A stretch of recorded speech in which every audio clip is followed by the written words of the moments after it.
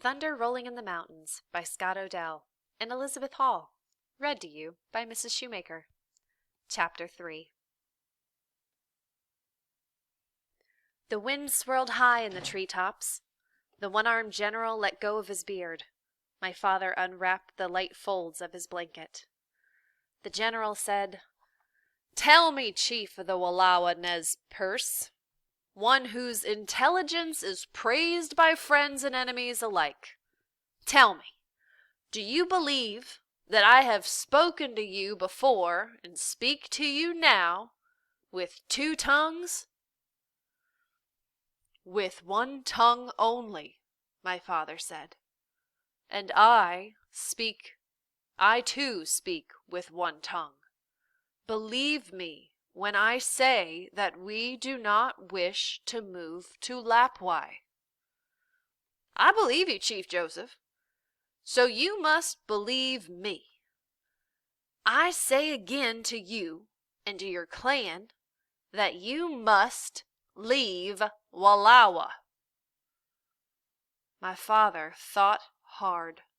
His mouth was closed tight, and his hands were pressed across his chest. He glanced at the snowy peaks, at the blue lake, and at the green meadows fading with the sun. "You do not understand that Wallowa is my home, and you do not understand why." The general was not listening. He said something to one of his soldiers, who smiled, but my father did not notice. I noticed, and held my breath in fear. "When I had lived on this earth for 10 snows, my father said, in this beautiful place that surrounds us, I climbed that mountain." He paused and pointed to the mountain with both hands open. "High up where I could look beyond in all directions, I made a bed on a stone. I had no water and no food. I closed my eyes. I put a pebble in my nose and a pebble in each ear to keep me awake. I floated far beyond the sky, far beyond this world. 5 suns I lay there, my stomach on the cold stone, my mouth burning with thirst. I began to wonder how many suns would rise before my guardian spirit came and spoke to me." The general was still not listening. My father went on. He was talking more to himself than to the general. "I wondered if my guardian spirit would come, if he would leave me nameless and alone because I was unworthy of being a man. Then, without a sound, out of the quiet night he came. I could not see him. Whether he was young or old I cannot say, but clearly I heard him speak a name. I climbed down happy from the snow mountain. Other young men, my friends, had also gone to the sacred place were given names. We chanted our names until the moon went down and the sun came up.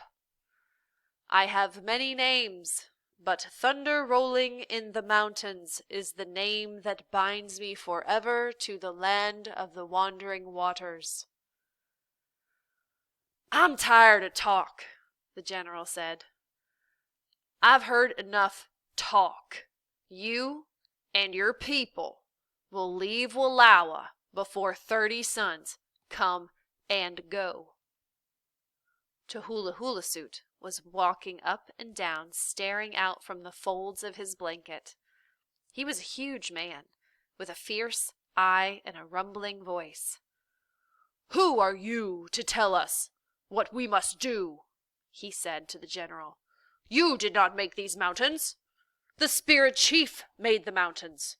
He made the streams and meadows and trees, the grass, the beasts that eat the grass, and the birds that weave it into their nests. The spirit chief made everything. Who is this man that will tell us to leave our home, our mother, and go to a place that does not belong to us." "I'm that man," the general said. My father moved between them. I'm sure he feared that the hot words would end in a bad fight. Once, when the general first came to Lapwai, he fought with the hula suit, put chains on him, and locked him up in the soldiers' jail. "I cannot move my people to Lapwai now," my father said. "The Snake River is flooding. We would need to cross from one shore to the other through torrents of water. Many of my people are women, children, and the old. I have thousands of cattle. Half of them would be swept away." The general pointed a glittering sword at my father. "Listen," he shouted. "I've heard enough excuses. Now I speak my last words. If you have not moved your tribe from this place before 30 suns have risen and set, then I shall send soldiers with guns to drive you out." My father drew his blanket close about him. "I hear your words," he said. "I carry them to our people. In 30 suns we will be gone. There must be no blood." General Howard nodded his head. He did not smile, but there was a glint of pleasure in his eye. He motioned to a soldier. The soldier blew a trumpet, and the band galloped off. My father watched them cross the meadow, splash through the stream, and swiftly disappear. While he watched them and said nothing, I saw the redcoats scramble out of the bushes. Swan Necklace was waiting with their horses, and he got on his own horse, and the 3 of them rode off. I knew where the redcoats were going. Swift as arrows, they would ride to the village and tell all they had heard. They would say that Chief Joseph had given in to the one-armed general. They would say that Hula Suit had stood up to the general. Every word he had said would be said again. The young warriors would listen to my father, for they loved him, but they would not obey him. They would never leave Wallowa. They would follow to Hula Suit to death, if that is where he led them. This was good.